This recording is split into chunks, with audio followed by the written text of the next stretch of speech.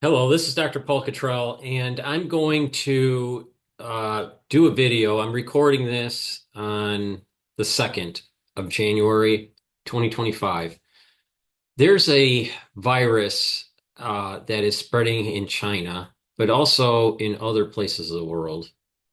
But there's a little bit of a concern with China with this hMPV virus that a lot of people probably don't know about. So I'm going to do an overview of this virus. It's called a Metapneumovirus, and this is going to be a series of different lectures that I'm going to do. There's a little bit of detail here. This is actually the easy part of it. And I'll be doing subsequent videos going into certain areas of detail in terms of the genome and in terms of how this virus shuts down cellular processes so it can replicate in the cell. The reason why I'm doing this is that there's going to be a series of viruses I think that we need to be up to speed on in terms of how they work and in terms of how they relate to the crisis in 2020. And those other viruses that I think we need to pay attention to is norovirus, RSV, the metapneumovirus. So I'll be doing subsequent videos on this. In addition, Barrick worked not only on beta coronaviruses, but also on uh, dengue and noroviruses. So just keep that in mind. So if you'd like to help support my work, please click the link to my website, the-studio-reykjavik.com, and help support my work. Please share the links to the videos I make. Ask your social media to follow me on all my channels. I have 4 channels on YouTube. I have Brighteon, Bitchute, and Rumble. Please follow me there.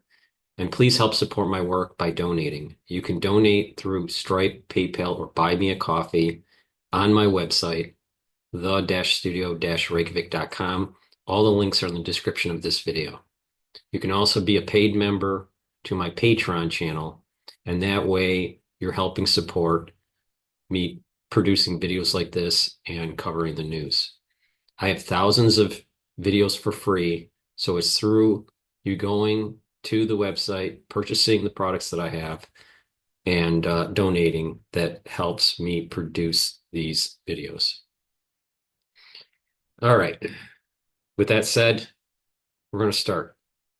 So again, like I said, there is this human metapneumovirus. All right.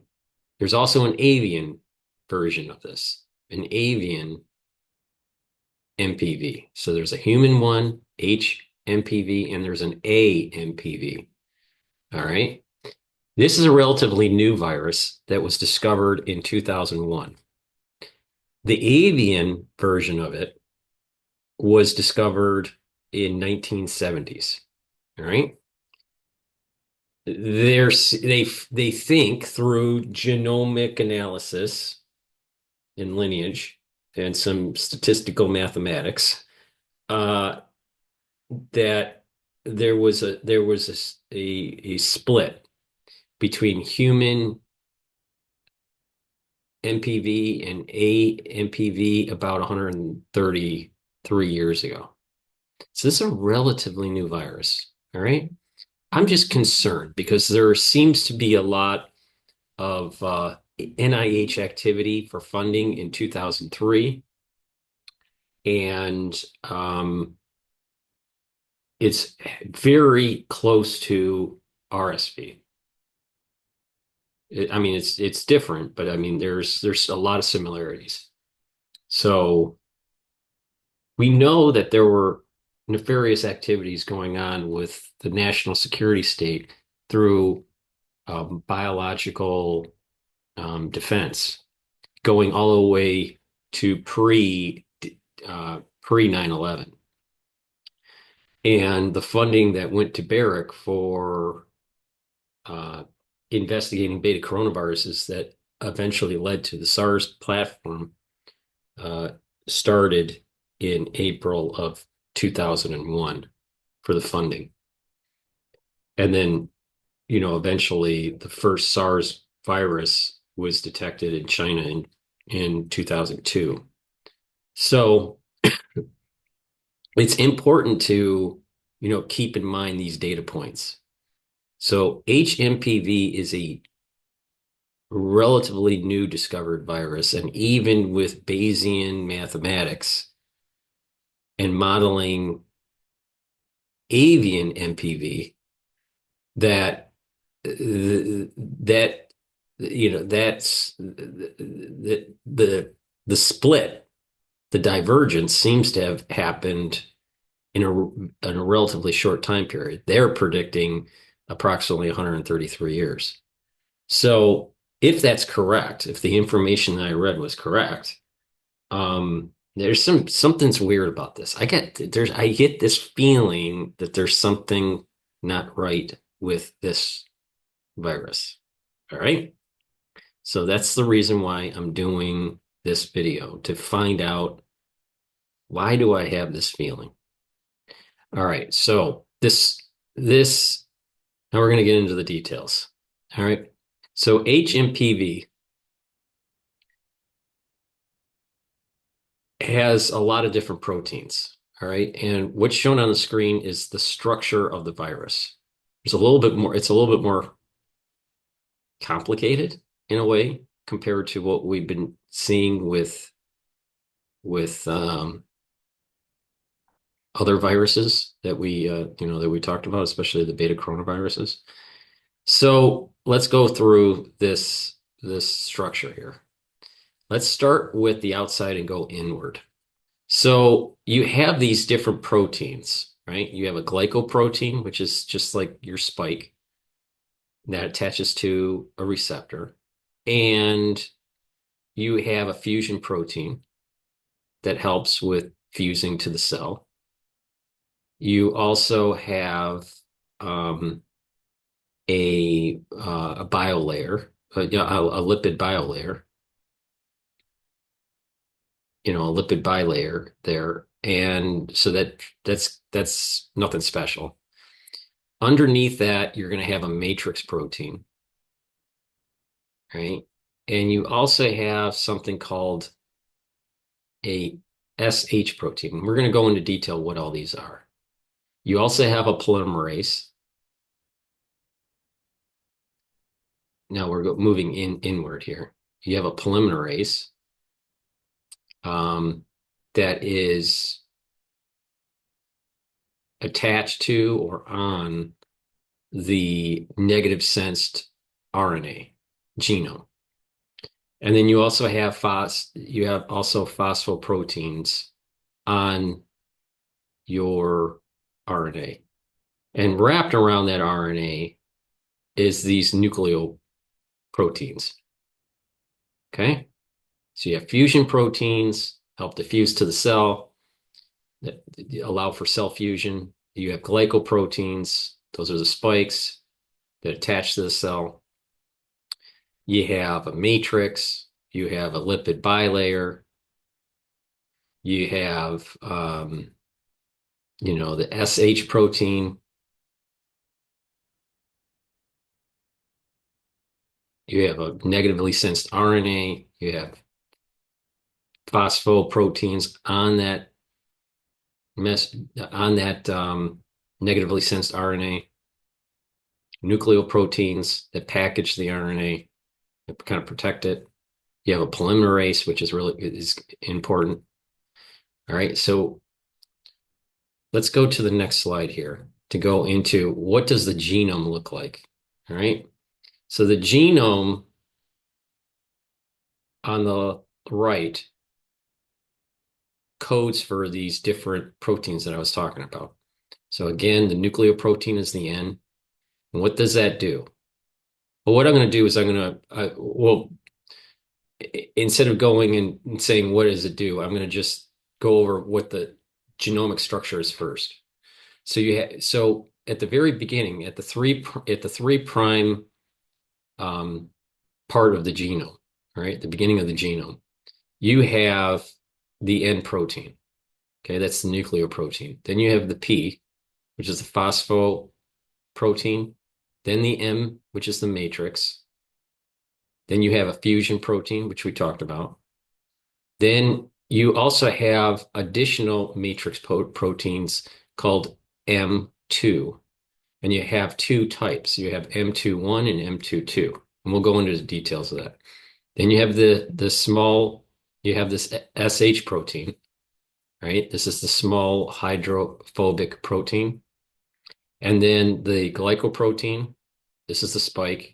And then the large polymerase protein that allows for the genome to be replicated. All right. So we already talked about where the proteins are through the virus structure. Now let's talk about what does the N protein do. So basically the N protein, like I mentioned before, is that it kind of wraps around the genome, the RNA genome of this virus. The RNA genome of this virus is a negatively sensed RNA. Beta coronaviruses are positively sensed RNA. So this is a little different. Okay. We'll go into details about that. Phosphoprotein is a cofactor for the polymerase that allows for replication, translation. Matrix protein, this is for the viral assembly and budding. Fusion protein, this is a virus host cell binding. All right. So this is how the virus actually binds to the cell surface. Right. And it has a unique feature I'm going to be talking about in a subsequent slide. The M2 protein, again, has an M21 and an M22. So there's two parts to this M2 protein. The M21, right? This is a matrix protein. The M21 is the RNA transcription. Okay. The M22 balanced transcription and genome replication. So again, because this is a negatively sensed RNA, it has to go through a polymerase, right? That allows it has to go through a transcription that allows for the negatively sensed RNA to turn into positively sensed messenger RNA. And then the proteins of the virus can take hold. So there's a mechanism to turn the negatively sensed RNA into positively sensed messenger RNA. And that's the RNA transcription. And then the M2 type helps to balance that transcription and then also genome replication. Now, to replicate the genome, what's going to happen is that you have to convert the RNA negatively sensed into a positively sensed RNA. That's messenger RNA that leads to that's capped and it has the alpha. It has the poly A tail. All right, so you have messenger RNA that's capped with the poly A tail that's positively sensed. It'll create proteins that are needed for the virus to assemble and to replicate.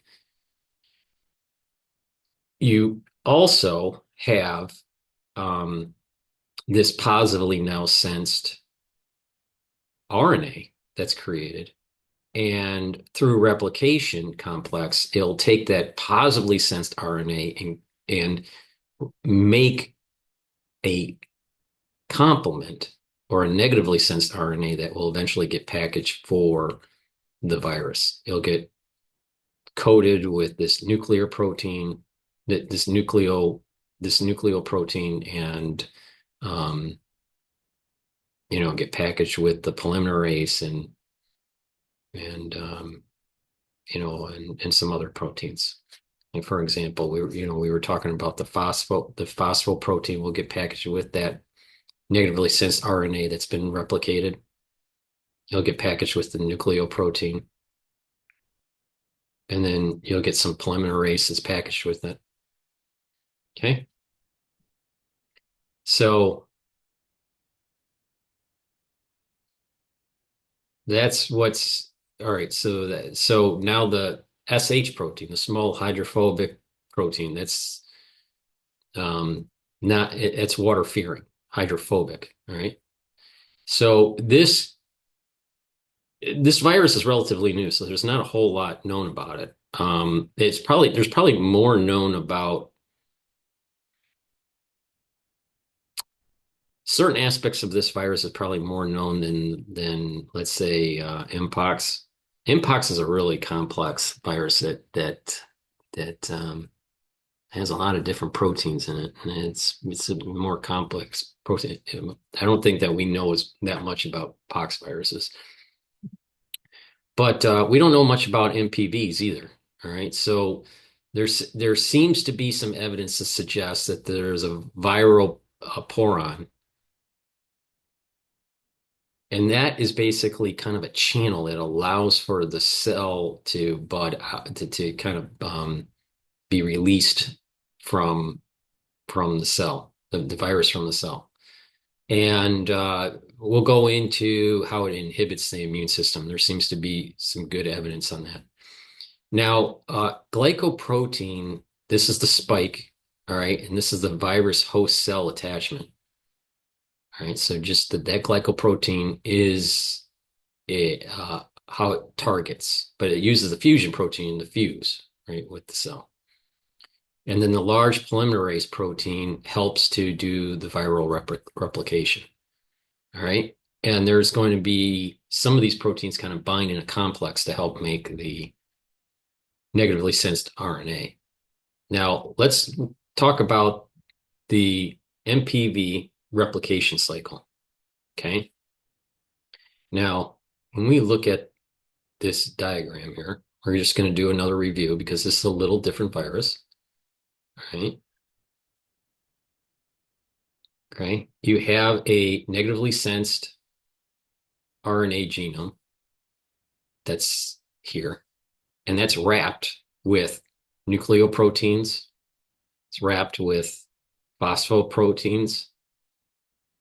It's also wrapped with M2s, M2 proteins. And you can see that you have an M1 and M21 and M22. And then you have a large polymerase, and that's inside the virus.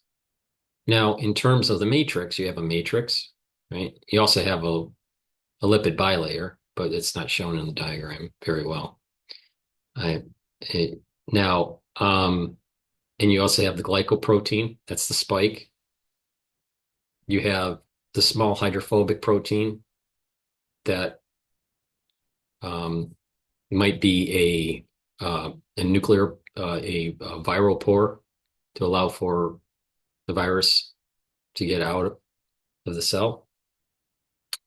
And you also have the fusion protein. Okay, so that's the structure. Now, how does it kind of replicate, and how does it translate? Right? So there's transcription and there's translation and then there's replication. The transcription is when you are taking the negatively sensed, so this virus gets into the cell and it starts to do its thing, right? There's a release of the negatively sensed RNA into the cytoplasm. And what is happening is there's these inclusion bodies that are created to help with the virus to replicate. Okay. So, but we'll get into that a little bit later. But basically, the negatively sensed RNA gets to released out of the virus package and into the cytoplasm, all right? And then their inclusion bodies are involved. But as this viral negatively sensed RNA can't create directly proteins, it needs to go through a transcription, all right? And then a translation. So to create code, RNA code, DNA code, either from DNA to RNA or RNA negatively sensed to RNA positively sensed, that's transcription. So it's something called a primary transcription. So it's taking that negatively sensed RNA and it's doing a primary transcription and creating positively sensed messenger RNA. That's positively sensed messenger RNA is going to be capped and then poly-A-tailed to allow it to create proteins. So it uses ribosomes, right, to create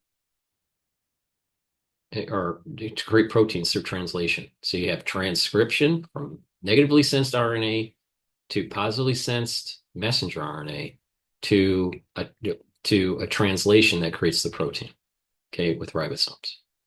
So, and it's using the cellular ribosomes to do that. Now, the proteins, the viral proteins here that are created from this positively sensed messenger RNA, these proteins are the spike, the fusion protein, the SH protein, the matrix, right? The M2 proteins, right? And the large polymerase,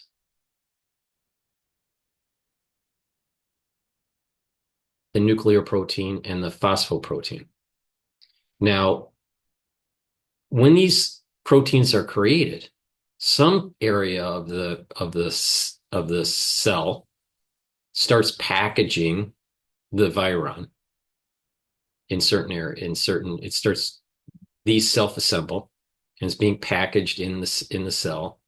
And the Golgi apparatus helps to create the viral particle. All right. So these proteins are starting to build the virus structure.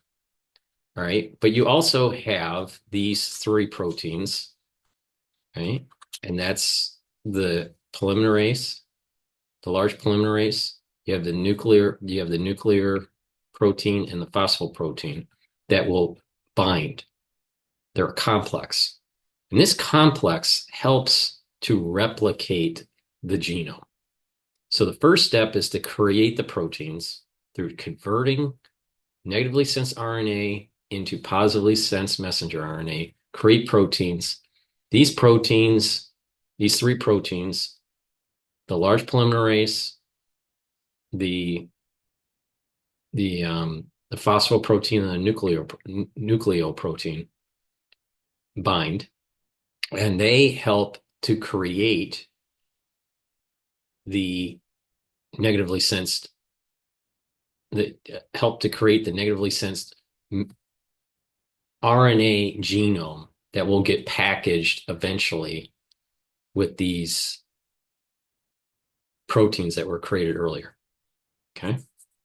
Now to do that, you can't just replicate a negatively sensed RNA. This negatively sensed RNA needs to be the complement. It has to be a positively sensed RNA to be able to replicate off of it. So this complex turns a negatively sensed RNA sequence into positively sensed RNA that goes through an additional process of taking that positively sensed RNA, viral RNA genome and make lots of the opposite. So this complex is turning this into positively sensed RNA that won't work in the virus, but that is a template to create the negatively sensed multiple copies of RNA. And so what happens is it, creates a positively sensed one first, which is called an antigenome, and then it will create a negatively sensed RNA and create this complex. Okay. And that complex has the nuclear protein on it and the nucleoprotein on it, the phosphoprotein, and the large polymerase. So the key here is that you create the you you you have you have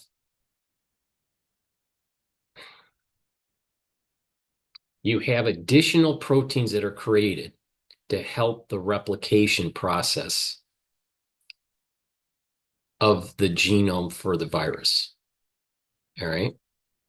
You also, to start this in motion in low yield, you have the the the packaged polymerase to help with this early transcription. All right. So you have this early transcription that's taking place. Right. You with these breaking off, you you might even have early low yield, negatively sensed replication happening in the cell. But when the proteins are more and more proteins are being created in the cell based on this this positively sensed messenger RNA, right? Over time, you're going to create lots of viral proteins, including the replicase complex. And once that's created, then lots of negatively a negative genome or positively sensed RNA are created that will eventually be reversed into negatively sensed RNA. So that's how it works. Okay. A little bit different than positively sensed genomes for viruses like beta coronavirus. Because in beta coronavirus, if you have a positively sensed RNA, you can directly go right into making proteins. And then if it's positively sensed code, then you have to reverse it and makes a negatively sensed code as a template to make positively sensed. But in this case, it's the opposite. It has to take this replication complex. The MPV has to take this replication complex to help replicate the genome off of the negatively sensed RNA, make it into positively sensed RNA, then that's a template to make lots of copies of negatively sensed RNA. And the key is that there's this wrapping that's taking place with the polymerase, the nucleoprotein, and the phosphoprotein to protect the RNA. Okay. So that's all long-winded on how it replicates in the cell. Now, how does it inhibit cellular processes? Cells have certain defense mechanisms, but these proteins shut them down. Okay, so let's walk through. This is a little complicated slide. And I'll go into maybe a little bit more detail of each one of these pathways in a subsequent video. So the human metapneumovirus, all right, the human metapneumovirus gets into the cell. All right, how does it get into the cell? First, the spike protein, the G protein, attaches, and then the fusion protein helps to get it into the cell. Then there's a release of the virus of this single-stranded, negatively sensed RNA. This RNA, okay, would be detected by the cell normally. Viral RNA could be detected by innate pathways within the cell to activate the cell to go into antiviral mode and to kill off the cell. But this virus has some inhibiting functions. So as this viral RNA is in the cytoplasm, okay, it can be it'll attach to something called RIG1. This is kind of an innate immune system kind of mechanism within cells. So you got RIG1 and this MDA5. All right. And I'll go into details in a further video because there's different cells that activate different things here. But the two big ones are the RIG1 and the the MDA5. Now, this viral protein, or not viral protein, this viral RNA is going to go through this process of making proteins, right? Like we said here, it's going to make lots of proteins. So it's going to go through a transcription, create messenger, positively sense messenger RNA, and then create lots of proteins. So lots of proteins here that are being created in the cytoplasm, and they can shut down certain things. So this pathway, okay, normally a viral RNA activates RIG1 or MDA5 and then activates MAVS. Okay? And MAVS activates NF kappa beta. And then that signals that it gets phosphorylated, and then that signal gets into the cell and goes into a pro-inflammatory cytokine creation. All right, it tells the cell, "Hey, I'm infected." Okay, that's how normal viruses activate the innate immune system within a cell. It comes in, it gets detected by MDA5 or RIG1, and then it goes to MAVS, which is on the mitochondria, and then all of a sudden you have NF kappa beta pathway phosphorylated, and then boom, activate pro-inflammatory cytokines. Okay, it goes into antiviral mode. Okay, another pathway that is activated in other viruses is once MAVS is activated, not only is it going through the mitochondria and activating NF kappa beta, but it's also activating IRFS. And then IFRS is also phosphorylated. I'll go into detail on each one of these pathways. I just don't have time in this video to do it. And then the IRF3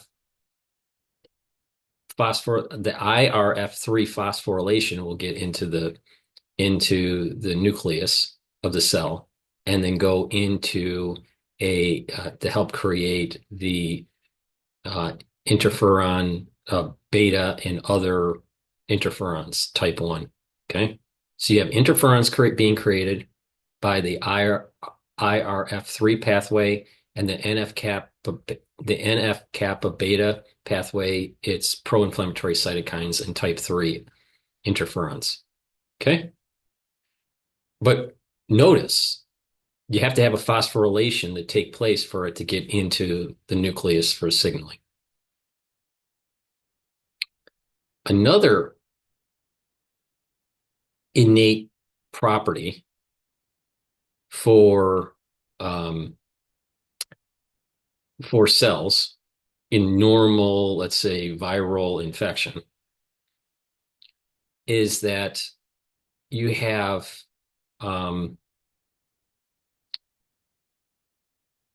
TLR activation. Okay, what happens is that the viral genome is detected, all right, and it can be detected by TLR7 or TLR3. And if it's detected by TLR3, then we'll use this TRIF pathway and then it will use the IRF3, not the the IRF3 being activated by MAVS. Well, IRF3 can also be activated by the toll-like receptors, number 3, through the TRIF pathway. All right, gets phosphorylated, comes into the nucleus, and again, interferon beta and other type 1 interferons are created. So it signals the cell, hey, I'm infected. Okay.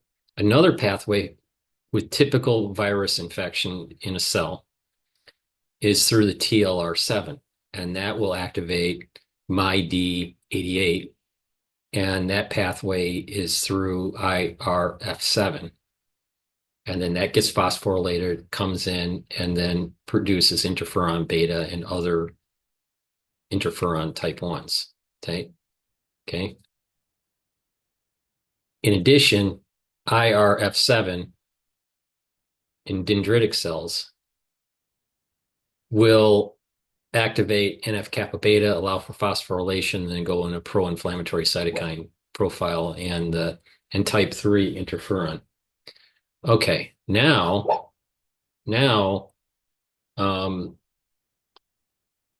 we have, now we're going to go into how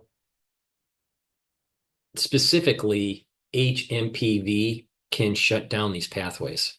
Again, in normal situation, if a virus can't do the shutdown of the innate immune system in the cell, you're going to get RIG1 or MDA5 activation. You'll get the MAVS activation. You'll get the IRF3 activation, and eventually these a antiviral activation and to try to kill off the cell and tell other cells to go in antiviral mode.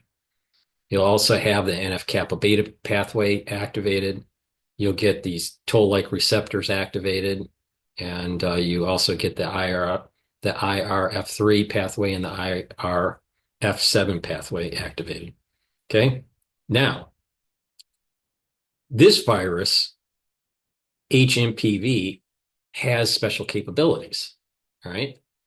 As the virus genome gets released into the cytoplasm and gets primary transcribed, all right, that primary transcription, you're going to get the messenger RNA positively sensed and create lots of proteins.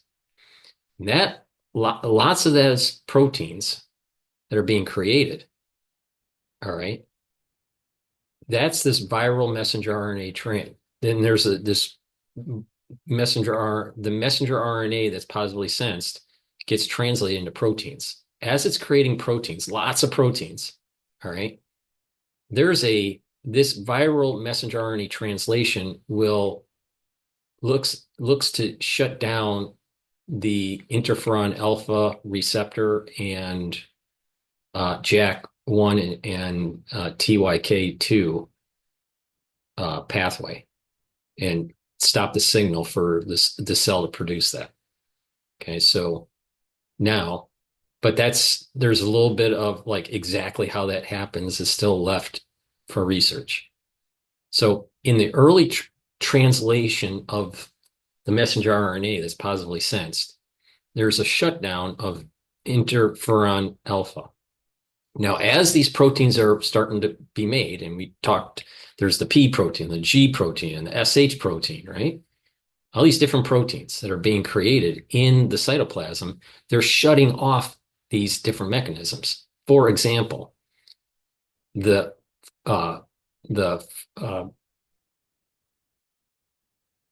phosphoprotein P, all right, that will shut down RIG1 and MDA5. When G protein is created, which is the spike, that will shut down the pathway for RIG1 or MDA5 to activate MAV1 or MAVS.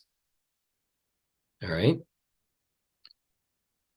The SH protein, that helps to shut down the NF-kappa beta pathway.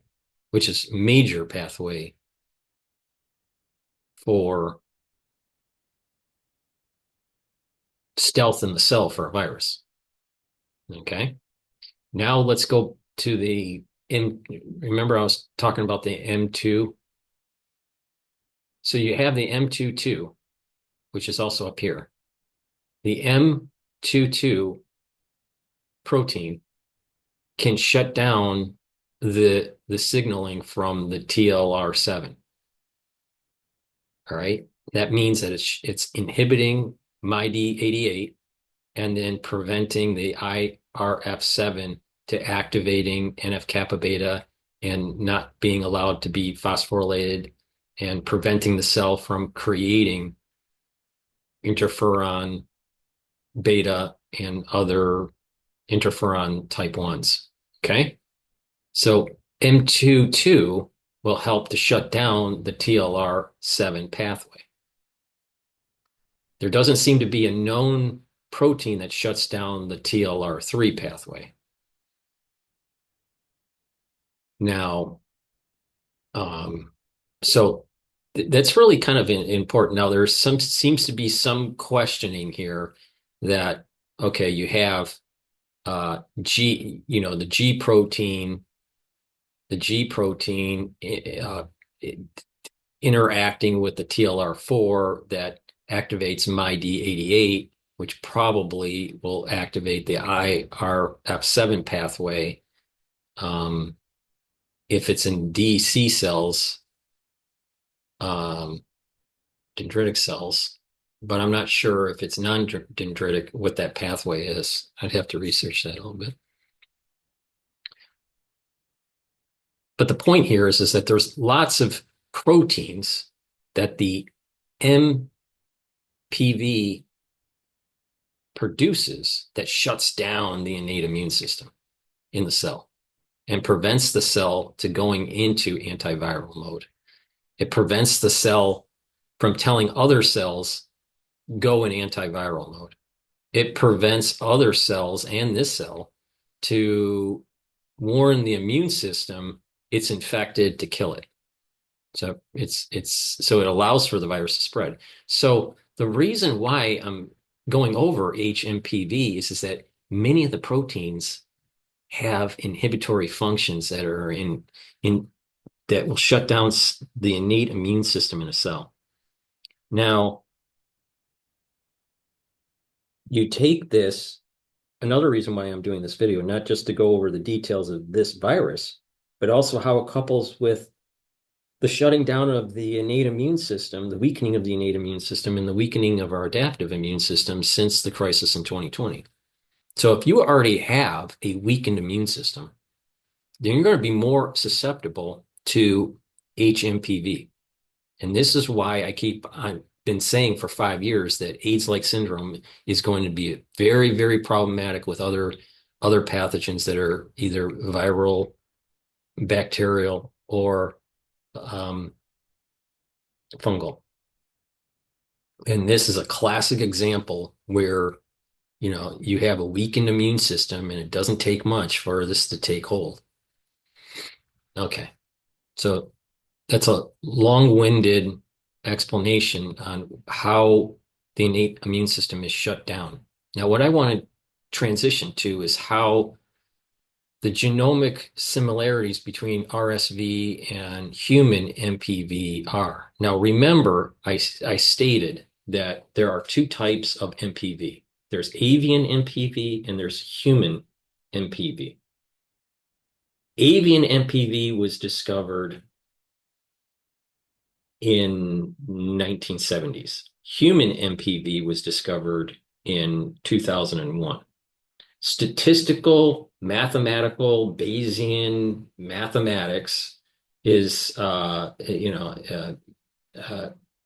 predicts, and I'm not sure how valid it is, but predicts that the split between avian and human MPV was 133 years ago.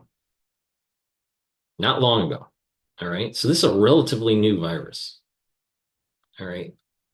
And it's during, human exploration in biotech. All right. You know, 133 years ago, our biotech was pretty naive. It's still naive. It was in a nascent form.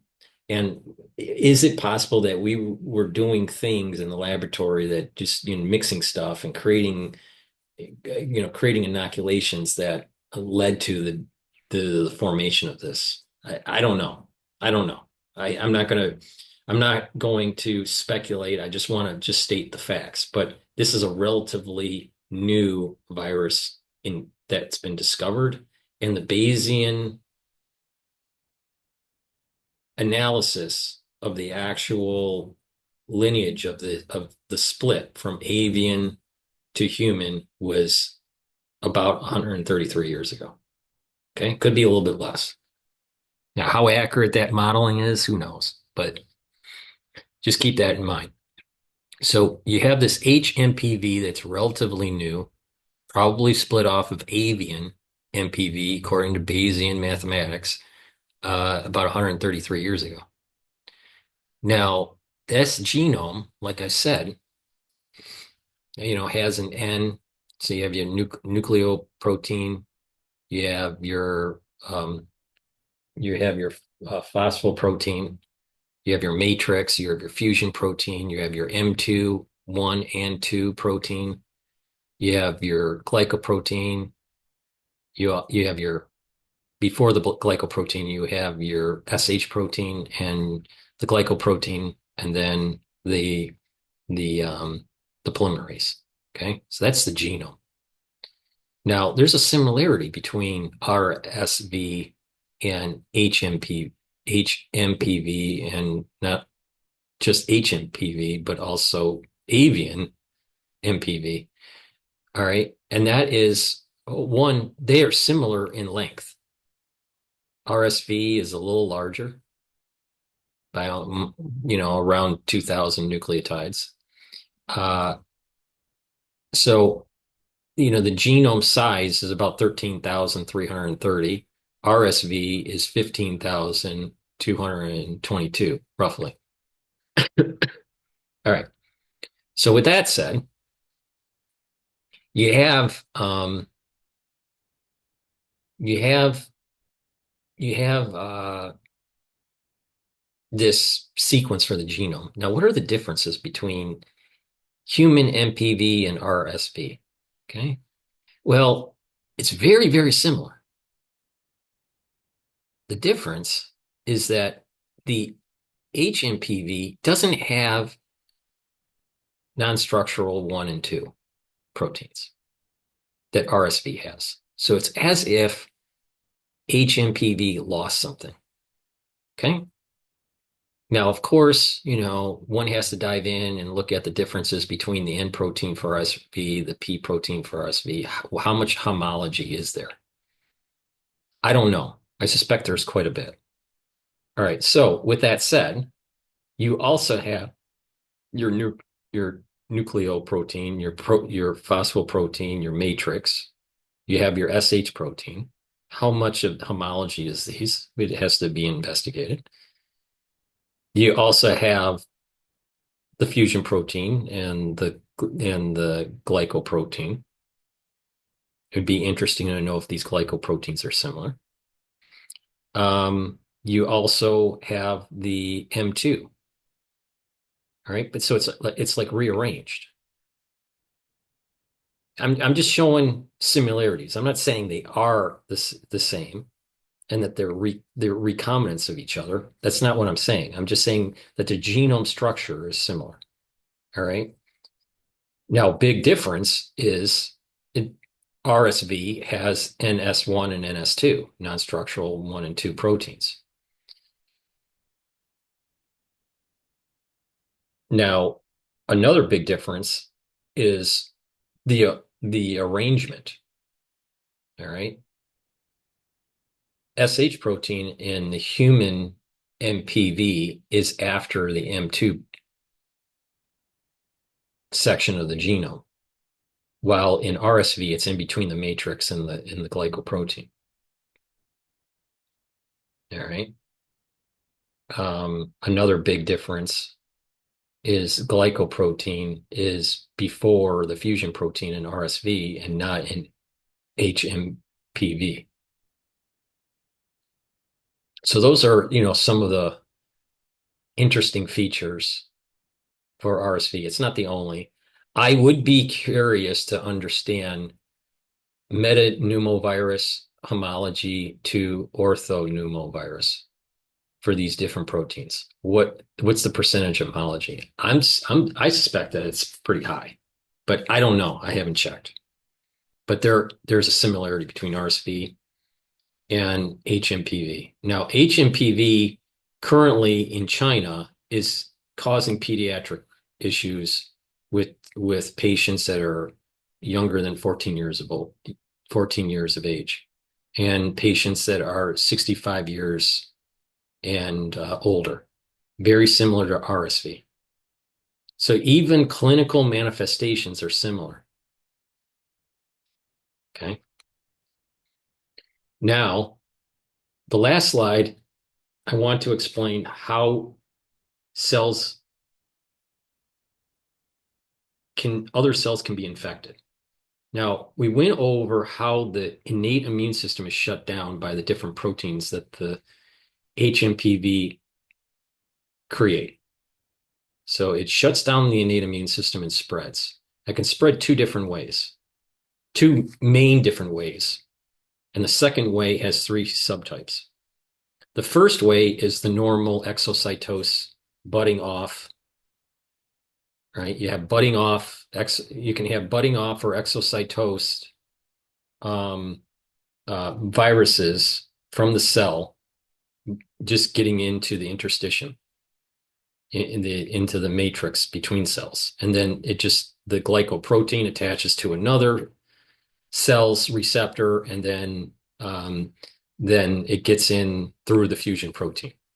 That's kind of like the standard model for viruses spreading from one cell to another. It's being created, right? A part of the viral packaging is, moving up to the cell surface. You have the negatively sensed RNA package. It wraps in with the viron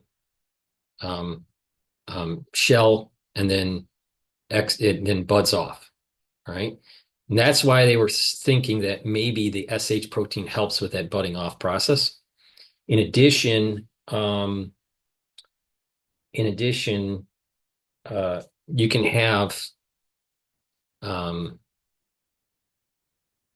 viral loads so large in the cell that the cell kind of just bursts, right?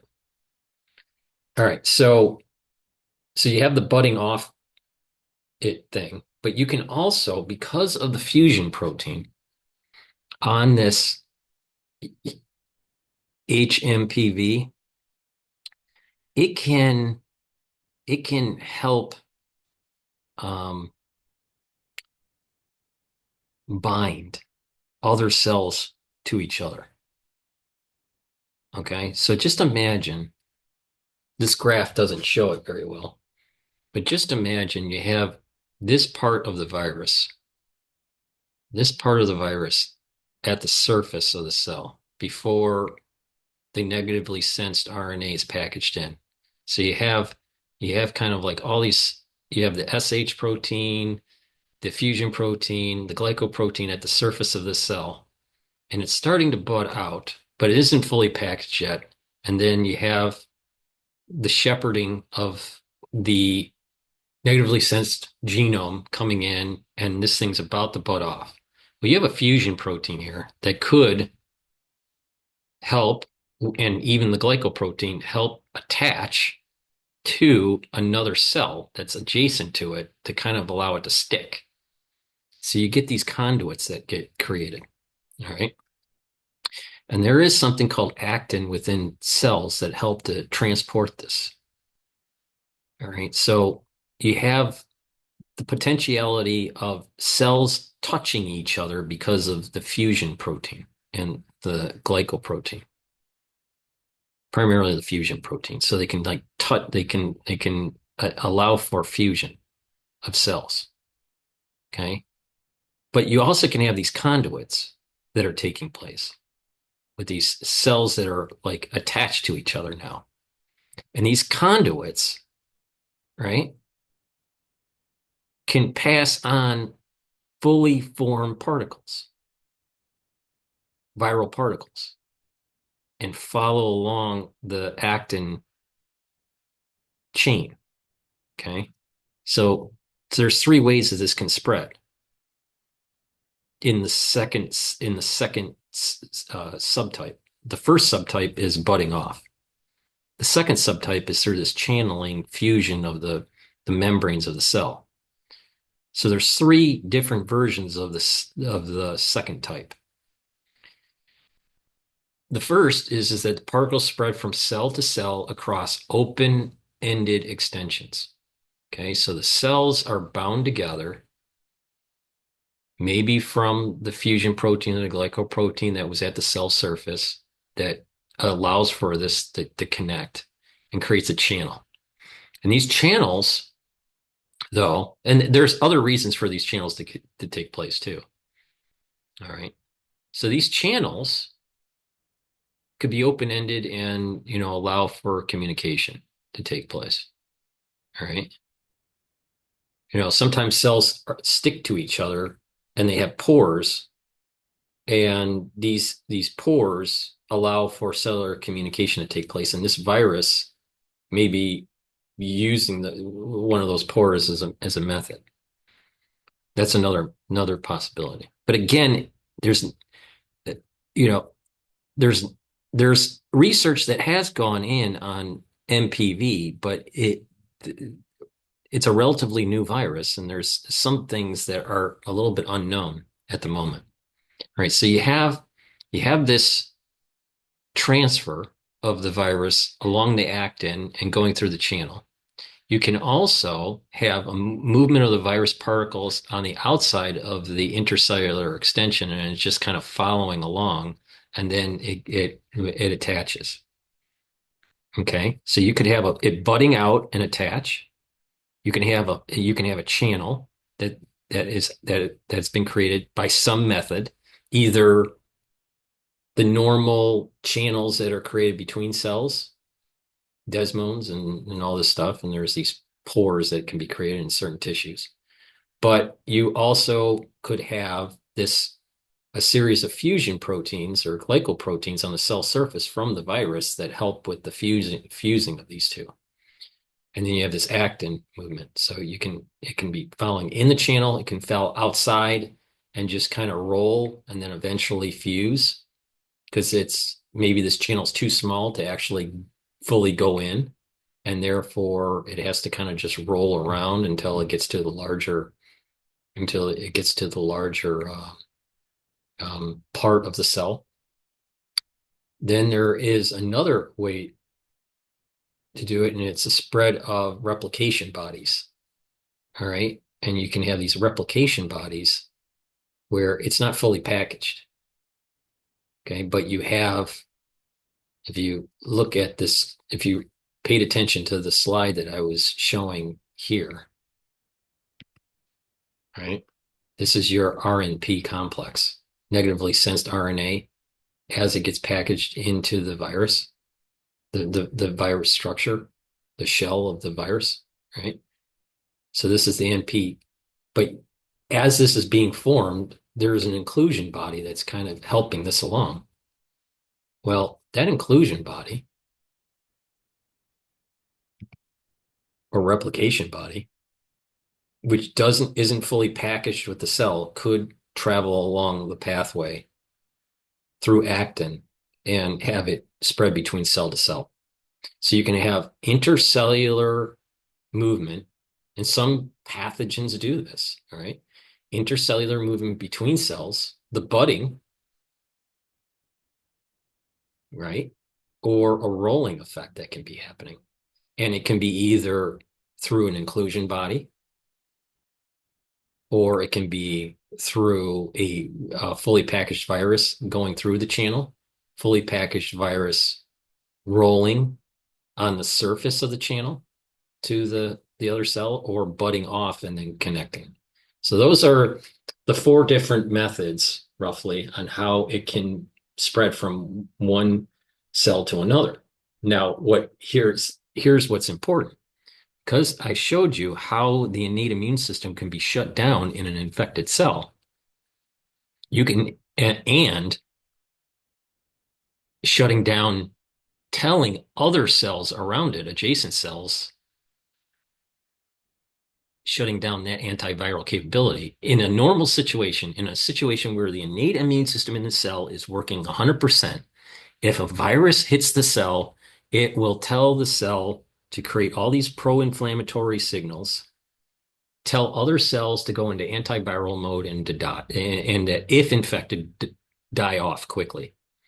And this cell, after it signals other cells, it will try to die, go through an apoptosis. Okay? But if you have viruses that shut down these pathways, then the cells can't communicate very well to adjacent cells to go into antiviral, so the virus spreads. And if the shutdown's adequate, this cell doesn't go into apoptosis. All right. So this cell's infected.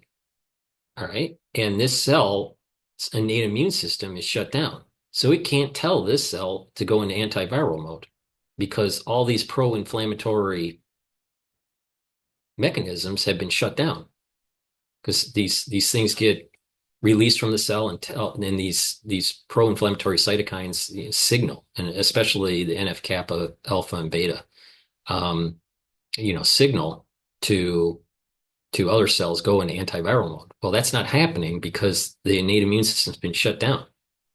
So when that happens, it buds off and it can attach, and this cell thought everything was okay.